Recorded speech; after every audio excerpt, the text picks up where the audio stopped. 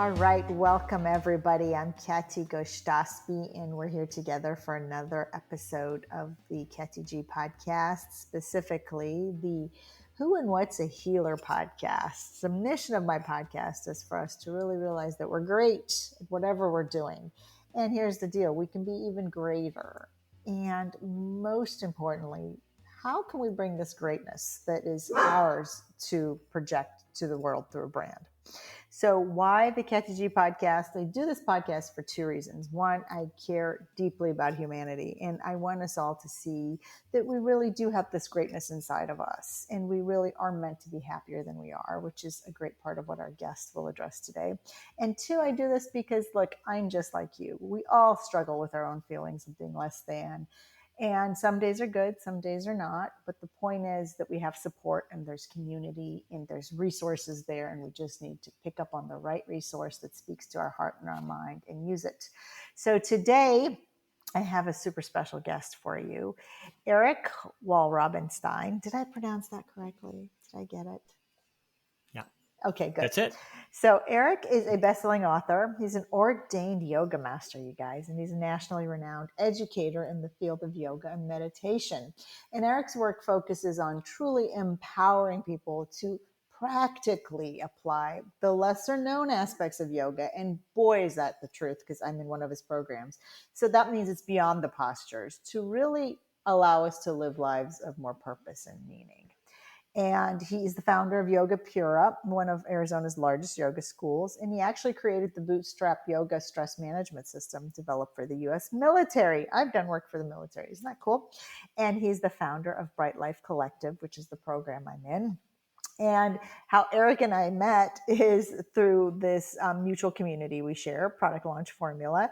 And I was like, I'm going to watch Eric's program so I can learn what he does. And then I got swept into it because I'm a former Vinyasa yoga instructor. And I'm like, this isn't about just yoga. Yoga is a process, part of it. Maybe I'm speaking out of school. I will let Eric explain all that to you in a minute. But that's how I knew Eric, and I knew he was up to something beautiful in the world. And so, like I always say, high impact draws high impact, and that's why we're here. So welcome, Eric. Thank you for making time for us today.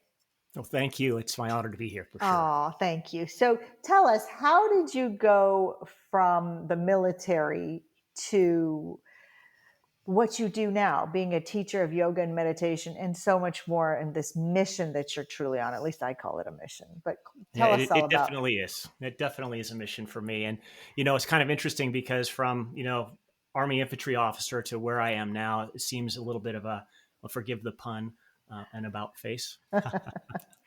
But in many ways, there's a lot of commonalities there that really aren't immediately evident. And I think the biggest one has to do with service. But personally, for me, when I look back at the younger self who went on that career track initially, it was really clear, or it is really clear now, that I was searching for a connection to something larger than myself. And I happen to have grown up in a non-religious and non-spiritual household. So any kind of connection in that realm was really kind of off the table. It just didn't even arise as a possibility for me. And so I was feeling a lack and not really understanding, as I do now, that it was a kind of more of a lack to an authentic connection to my greater self and to humanity as a whole.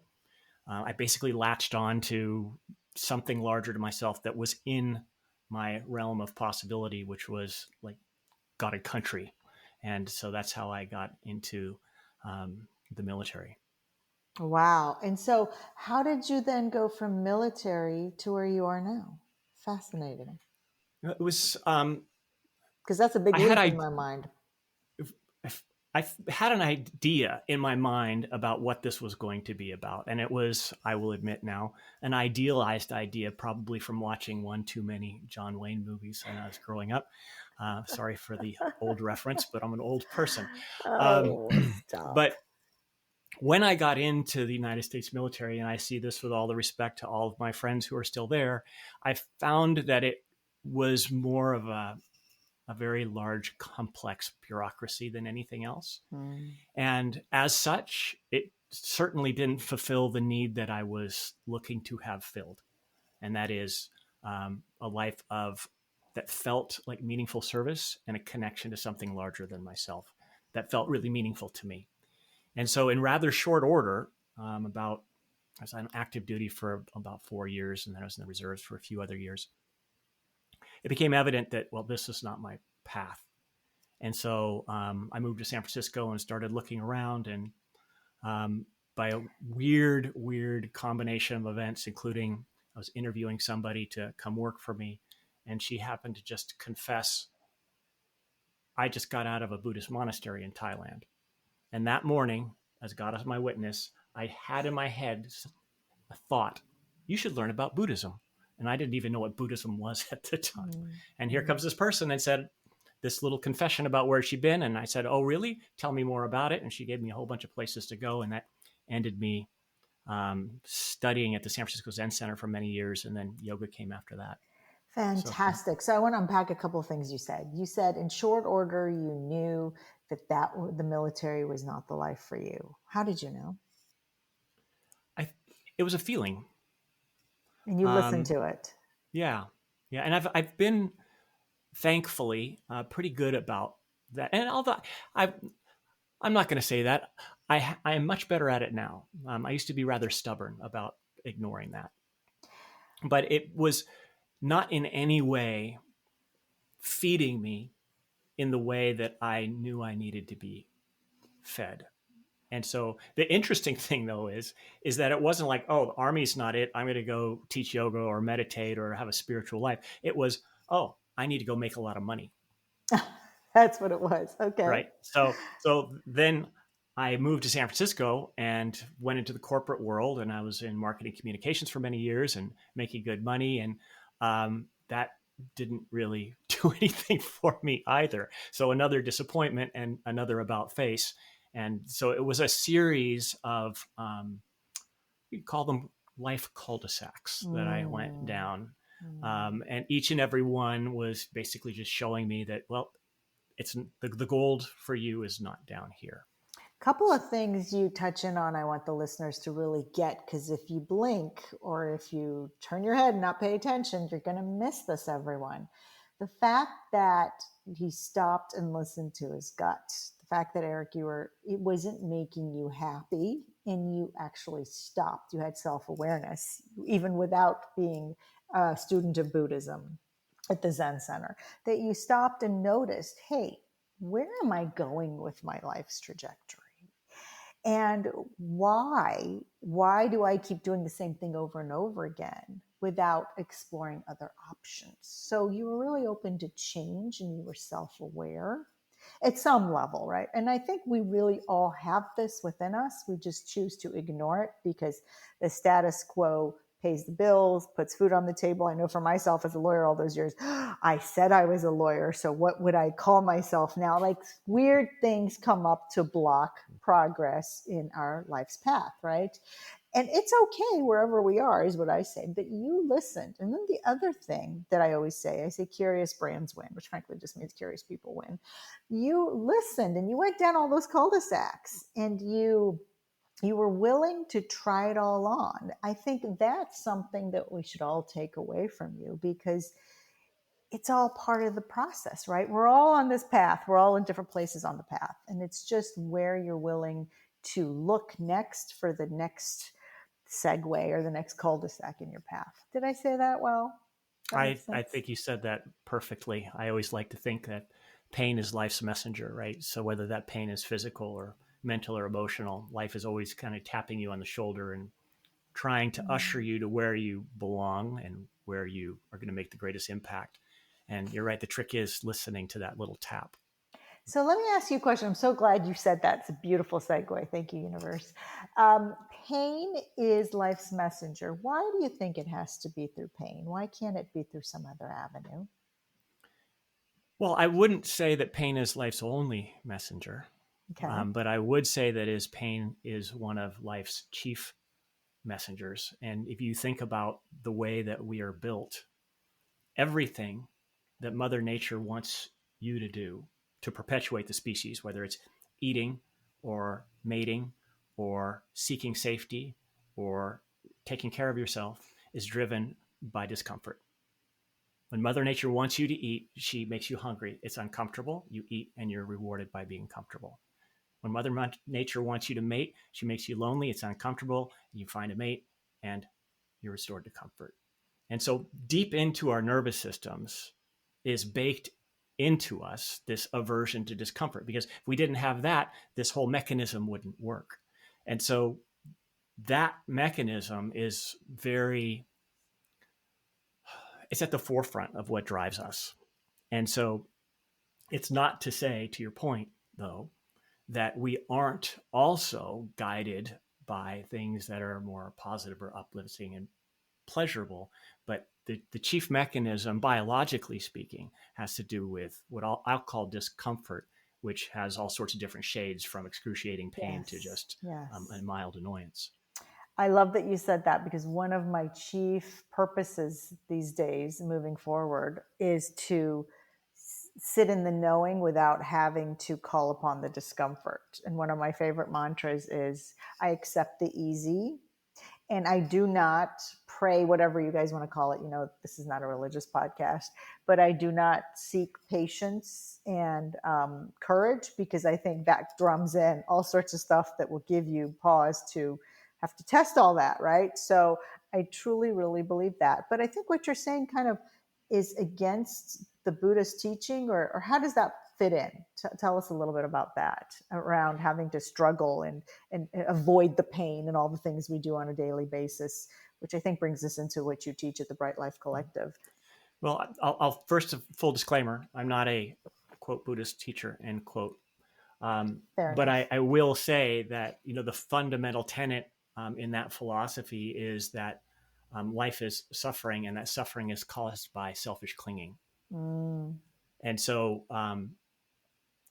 that doesn't necessarily preclude anything that we've been talking about being driven by discomfort or anything like that. But what at its core is being pointed towards is that we don't suffer so much because the way things are. We suffer because things are not the way that we think, or I'll say this better, that our minds believe they should be.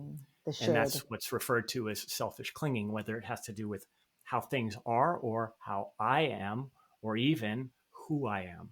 And that clinging is said to be at the root of so much of our dis-ease. Beautiful, beautiful. And all the listeners, I'm sure you can identify with that. Where's all your shoulds and how it should be? So, Eric, I want to go back and finish your story, because a lot of what I talk about with my audience is developing this rich story of knowing who you are and how you got to where you are, because it's such an epiphany for ourselves when we go through this process. But then once we figure it out, and we can actually, people want to know, how did you go from Army to, Bright Life Collective and what you teach now? And we'll talk about all that in a minute. But like, finish that process so people can see how it works for different people, and their own version lies in there somewhere for themselves. So for me, and full disclosure here, there was a lot of, I hesitate to call them mistakes, but they looked and smell like mistakes at the time. And so that's par for the course. And so I think everybody really should know that there's nobody on this planet that has a smooth path forward. And I think that particularly in this age of social media, it looks like a lot of people do, but that's not really the case. So with that said, out of the Army, and then my path was to be a capitalist and make a lot of money. Found that rather empty. And then there was just this inner sense of, I need to learn about Buddhism, which guided me to go study with people up at Spirit Rock Meditation Center and the San Francisco Zen Center. And a back problem I've had for many, many years guided me to, hey, I'm going to check out this yoga thing. And so I got some relief mentally, emotionally from the meditation and from the Zen Buddhist side. I got some relief physically from my back pain, from the what is conventionally thought of as yoga side, and I'm talking more about the postures here. Mm-hmm.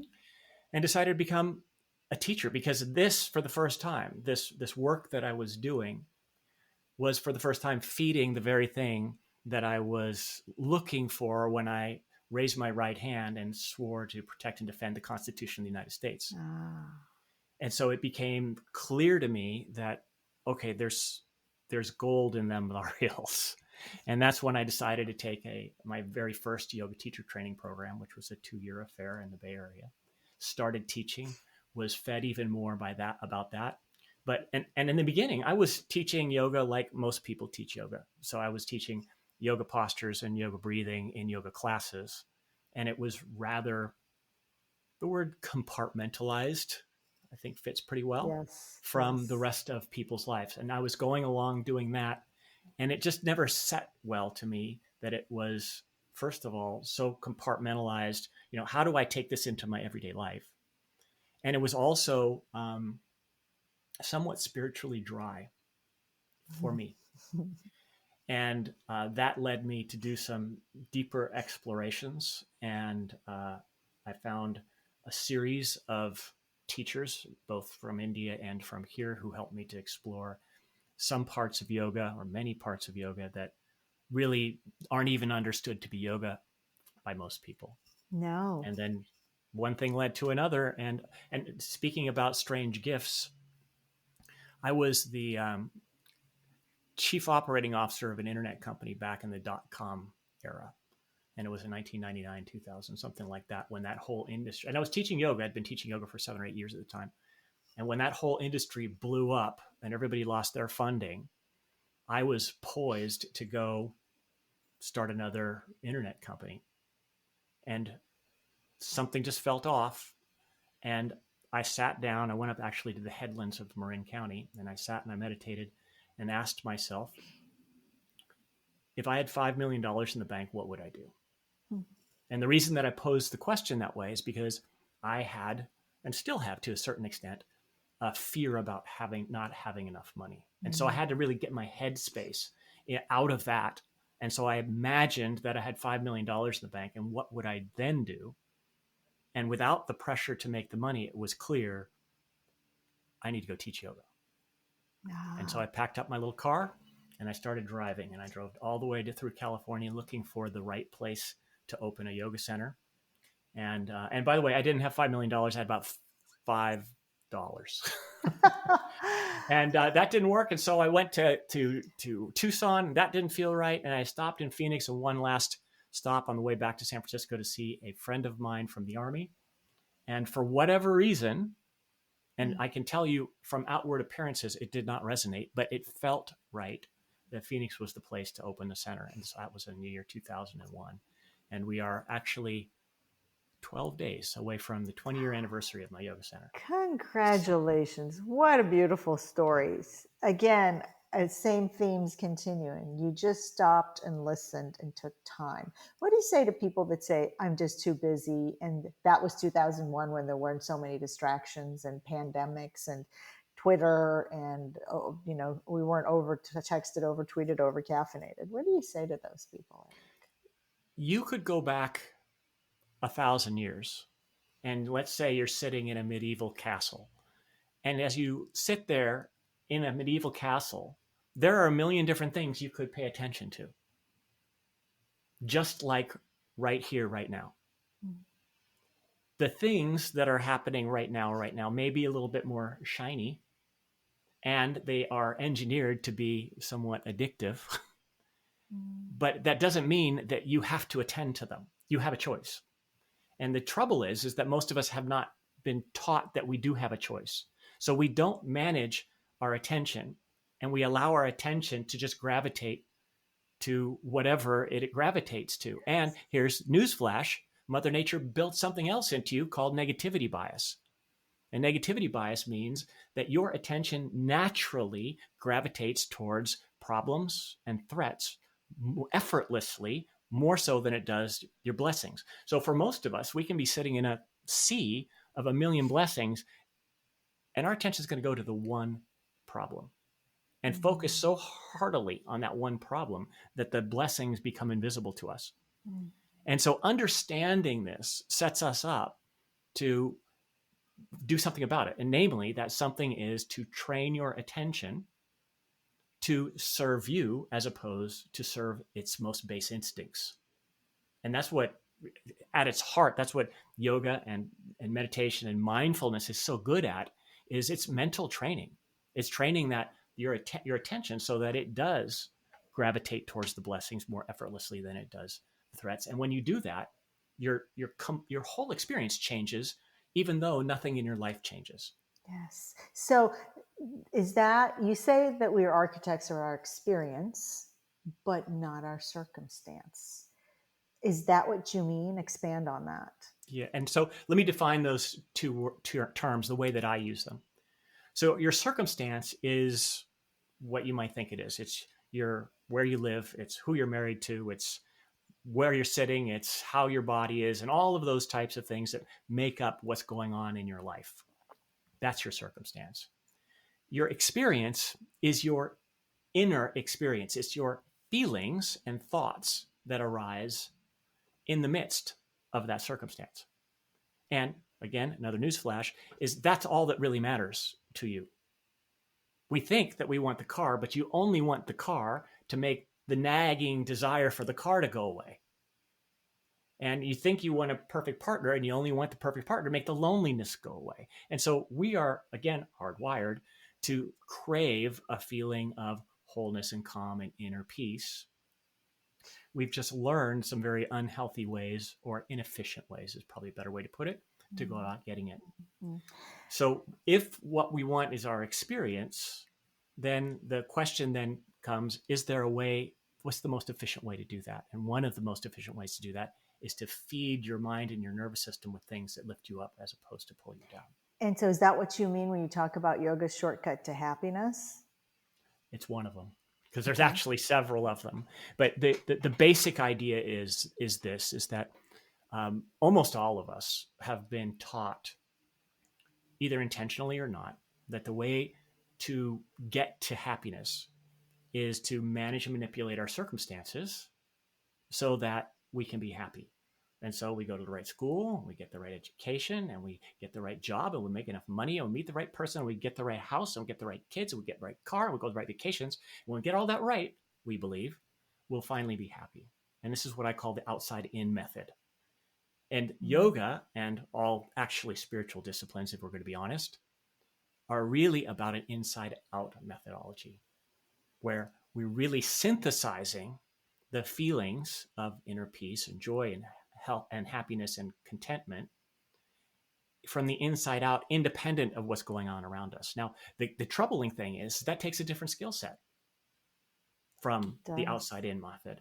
And everything that we're being taught in this world, we're teaching our kids, and everything society is teaching us, teaches us the skill set for the outside in method. And by the way, I'm not saying there's anything wrong with outside in, but if that's the only tool you have to lean on, you're going to have a pretty hard road to hoe. Very true. And a lot of the listeners probably have figured that out, because it's just a void that we keep filling and nothing satisfies it, right? Yeah. And that's really, I think, why I stopped practicing law. I was like, what am I doing here?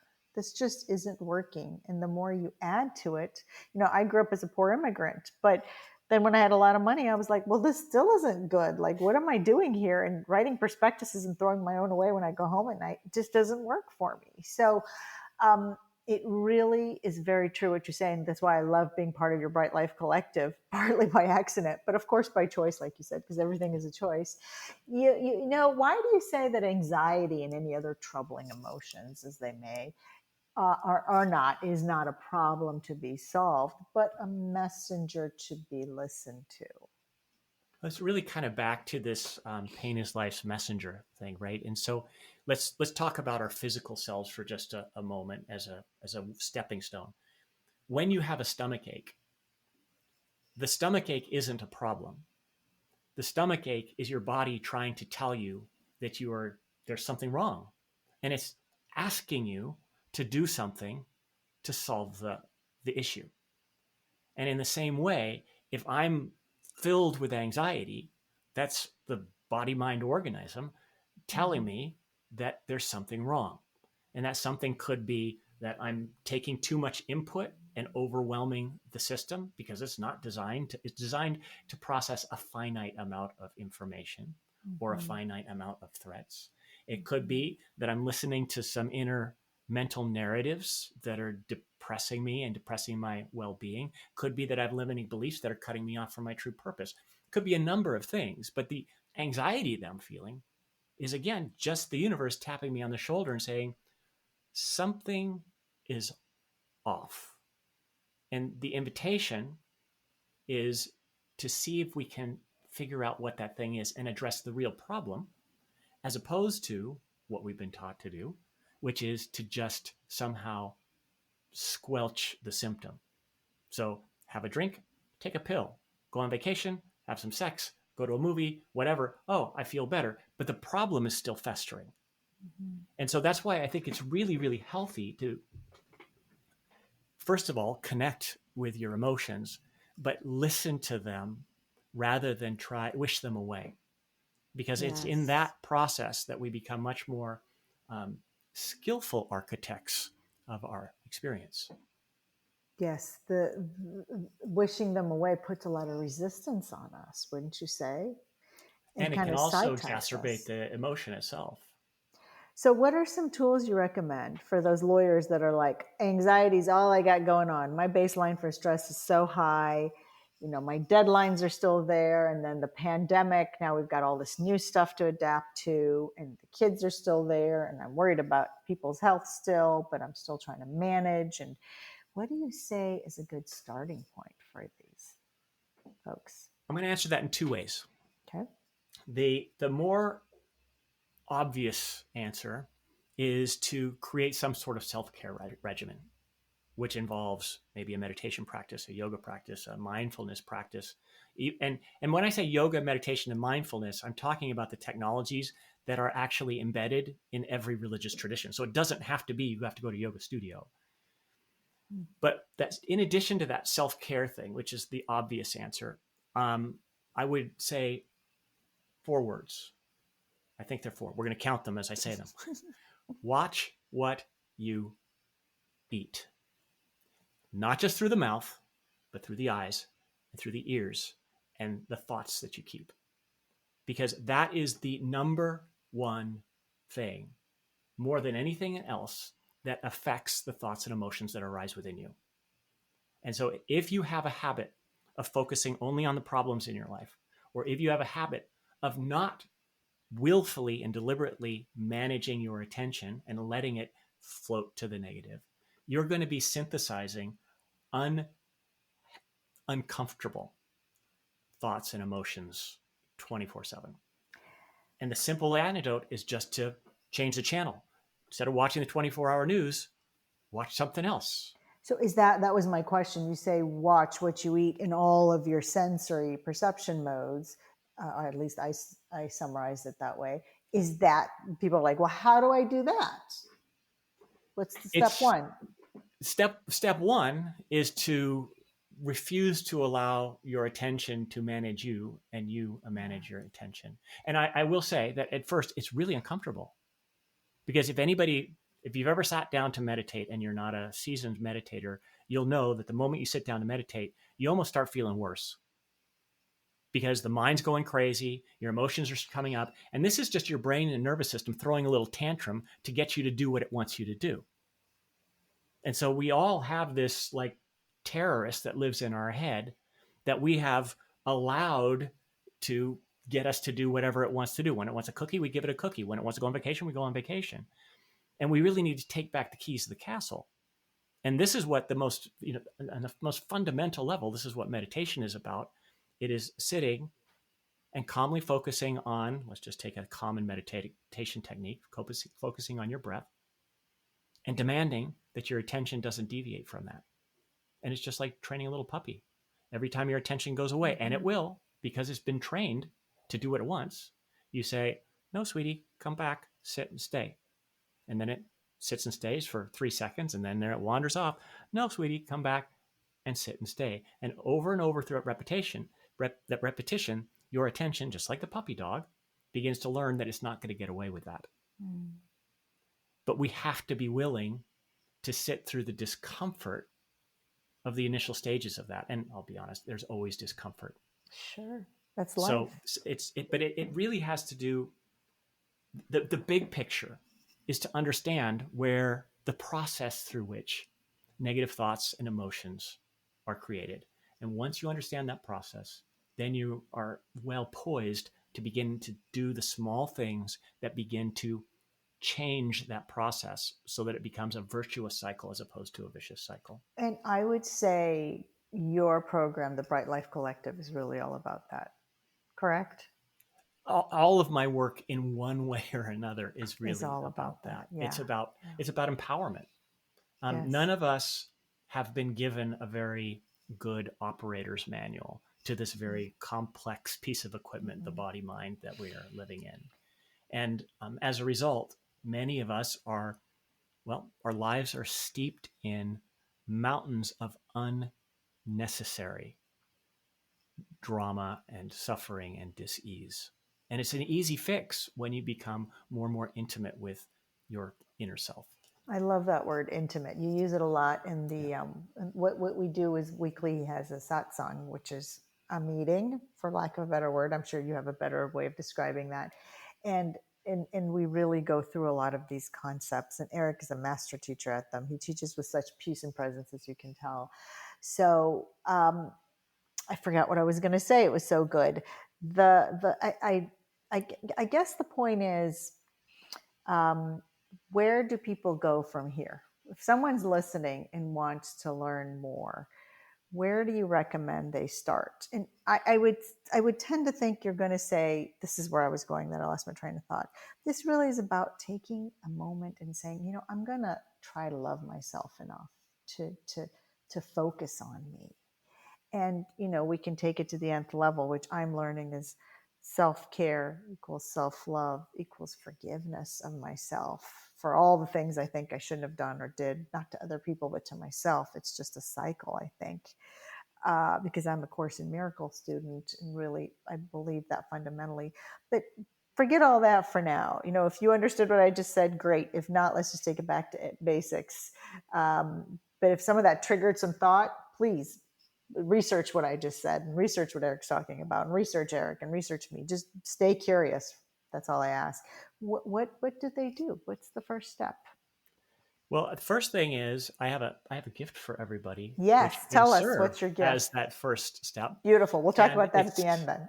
okay. It's a guided meditation recording that people can use as a way to get in touch with the possibility of a peace that is here and now in every moment. And we can talk about where they can get that at the very end.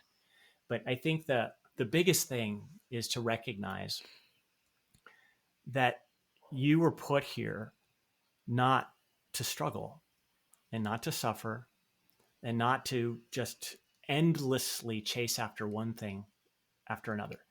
It's fine to do that, but wouldn't it be nice if you could be filled with a sense of calm and ease and fulfillment all along the way? And Mm-hmm. so my biggest message is to plug into the fact that that's your birthright. And there are a million different things that you can do in order to help cultivate that, one of which is the meditation that I'll have for anybody who would like to make themselves available to it. But even simple things like getting a meditation app on your phone and having the discipline to sit for just 5 minutes in the morning, calmly connecting with your breath or whatever the meditation asks you to do. Simple, simple, simple little things like that done regularly can make the hugest of differences. And so my invitation would be to really understand that it doesn't take big shifts for you to feel exponentially more at peace and more calm and more connected. Yes, and simple is the key. Although simple Yeah. is not always easy, it doesn't have to be more complicated than little shifts. Yeah. Thank you. Brilliant. So, you and I are not perfect. We haven't got it all figured out.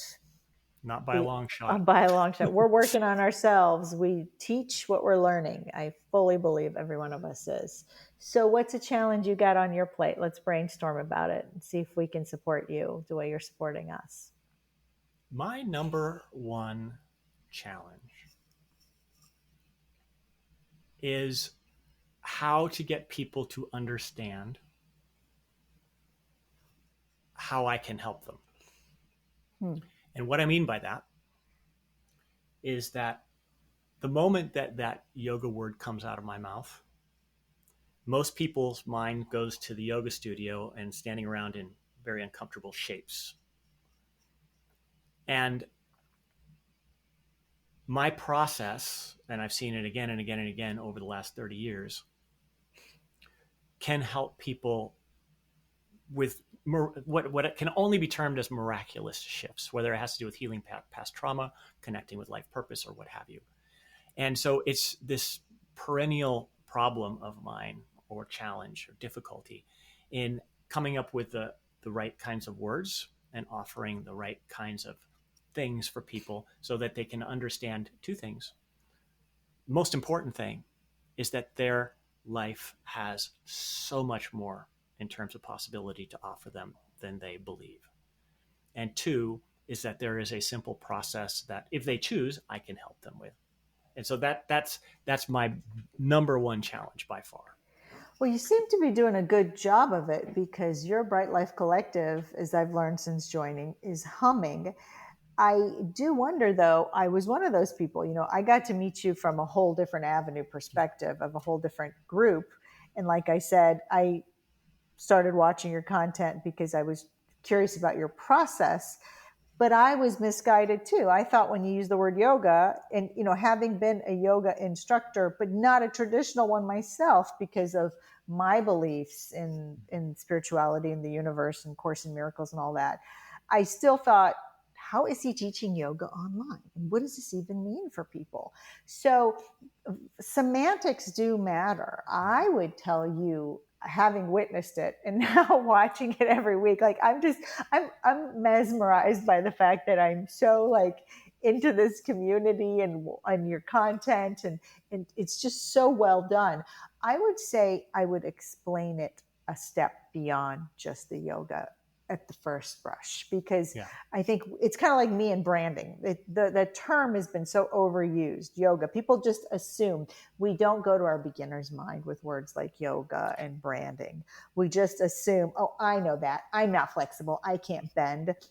I don't have time for that. That's for women. That's for girls. I'm a big buff guy, right? Like we get also in branding is just, we don't even got to go into that. But I would say really bring more. I would almost return it, frankly, but I know that's maybe like sacrilegious. And it really is about the yoga. It's part of it. But as I'm in there with you, like there's so much more to you that I would say you could be accessing from the beginning, and to educate people from the beginning better, because they're all not going to be like me, and I'm kind of like a happenstance girl in that. I mean, of course, I fully believe nothing is a coincidence in the world, so I was meant to be there and this was meant to happen, but I don't want people to miss out on you because they assume it's just yoga, quote unquote, which frankly, if you just picked up on yoga in and of itself, but you're missing all the teachings that Eric really brings, which is about healing and health and being happier and living to a higher purpose and performance level. So I would say find a way to infuse defining it much quicker by bringing more of you into it and leaving the word yoga out as long as you can. It's just a Yeah. modality. It's Yeah. not just, but you know what I mean? Does that help? I do. Does that make It does sense? help. Yeah, that does help. And I think that, we're a little bit on the same page with that, because I've been experimenting with that, and it's really, I think, all about just finding the right formula and combination of Yes, things. there's a harmony of it, right? There Yeah. definitely is. But I would say keep doing what you're doing because it's fantastic. So tell me, where can people find you and where can we get this free gift? And we will drop it in the show notes. So the easiest way to learn more about my work and the collective and all the different things that I do is to go to my website, which is ericwall.com. That's ERICWAL.com. And as far as the gift for all of you lovely people out there in podcast land, it's at that same website, ericwall.com/gift, GIFT. Couldn't And be there you'll easier. be able to download, I think it's about a 30-minute guided yoga nidra meditation, which is one of the most relaxing and rejuvenative aspects of meditation, and together with a daily fill in the blank journal that you can use to help set your intention and live happier. Fantastic. It's clear you put so much work into this. You put so much effort. Nothing Eric does is just halfway, or if, to use your own word, to in the capitalistic sense, to make a profit. You truly care, and I can always feel it. And one of my favorite things that you do is when someone asks you a question, or maybe you're filling in a thought, you say, stand by please, and at that moment you're checking with your guides, correct? Is that what you're doing? Yep. It's Yep. it's really interesting because and I know we're probably running long on time, so I'll keep this short. When I was at San Francisco Zen Center, I was studied with this brilliant Zen master, and he used to have this answer for everything anybody would ever ask him. And back then, I was always like, how did he study and learn enough to be able to say this, to put the stuff in their brain? And what I didn't recognize is that he was getting the information from somewhere else. And I didn't know that until I kind of began to do the same thing. And so, and the other thing that's really important for everybody out there, we all have that ability to tap into Yes, that. yes, thank Yeah, you. If you it's were not going to me. say that, I was going to say that. Yeah, Absolutely. We all have that internal ability as long as we trust our yeah. intuition. Eric, while I could talk to you probably forever and we could learn from you forever, but I know that you have many other people to bless with your presence and teach. And so I want to thank you for being part of my program. Maybe you can come back if you want to grace us again with your time and energy, and we can do a part two, and you could tackle just maybe stress, or maybe why people don't feel like they're comfortable in the yoga postures, and all sorts of things we could talk about. So there's always an open invitation for you, because as lawyers and financial advisors and professionals, we can never get enough of this. So thanks for being here, folks. I'm going to drop into the show notes where you can get your free gift and information on Eric. Please do seek him out. Uh, please seek someone out for support, because we all need support. And I want to thank you for taking time for yourself, not just for me or for Eric, but for yourself, to listen to this podcast, for knowing that you're worth it and it matters, and you deserve all the health and happiness in the world. And until next time, Katie Chia.